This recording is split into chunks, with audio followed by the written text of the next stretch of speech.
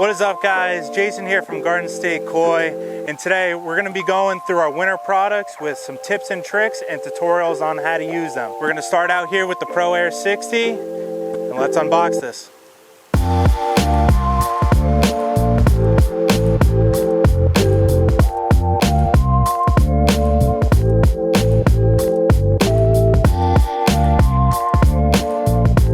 So right here we have our Pro Air 60 pond aerator. We recommend this for larger ponds, so 11 by 16s and up, because it has 2 outlets for 2 holes in the ice.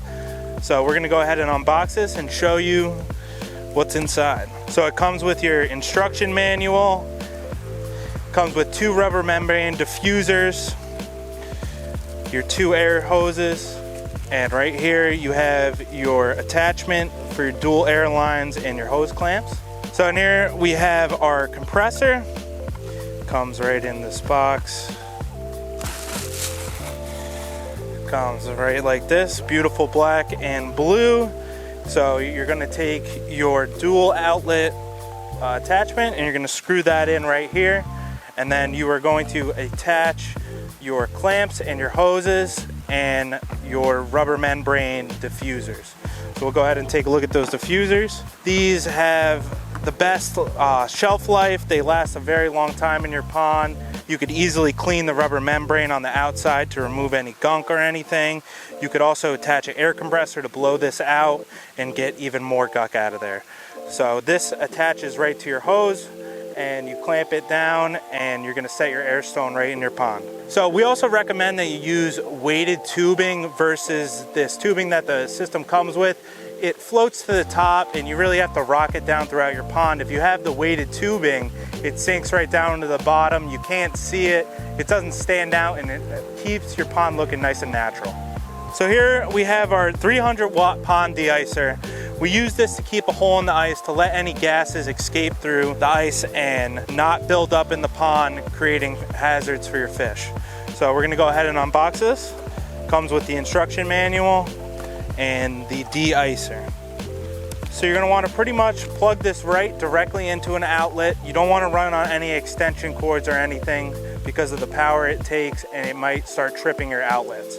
So you wanna take this, unwind the cord, lay it out in your pond, and you wanna check to see if this light right here on the top, if it is blue, it is on, and if it is red, that means it is currently heating the ice. So here we have our air compressor. We're gonna go ahead and unbox this.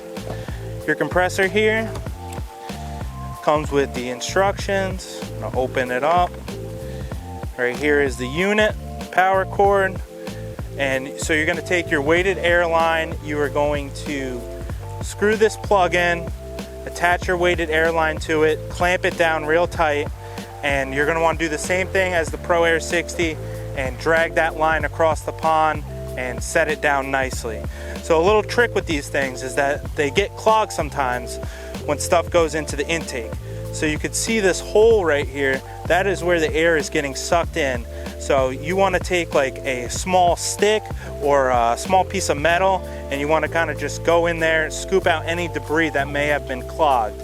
If you take your pump and you check it out, while it's running, you clean it out, you'll see how much more aeration you are adding into your feature.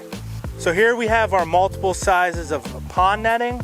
We like to net our ponds in the winter, so not the PVC type netting that you typically see in the fall. We like the net nice and taut straight across for any leaves or ice or snow that may fall on it. It's not collapsing your whole tent. So we want to pull these taut across the entire pond and it's nice and tight like a trampoline. So here we have our 28 by 30 netting. We have our 14 by 20 and our 7 by 10 netting for even smaller ponds. We also, when we install our netting, we have custom cut netting. So we have rolls of 20 foot by 100, 30 by 100, so we can custom fit your netting to whatever size and shape your pond is.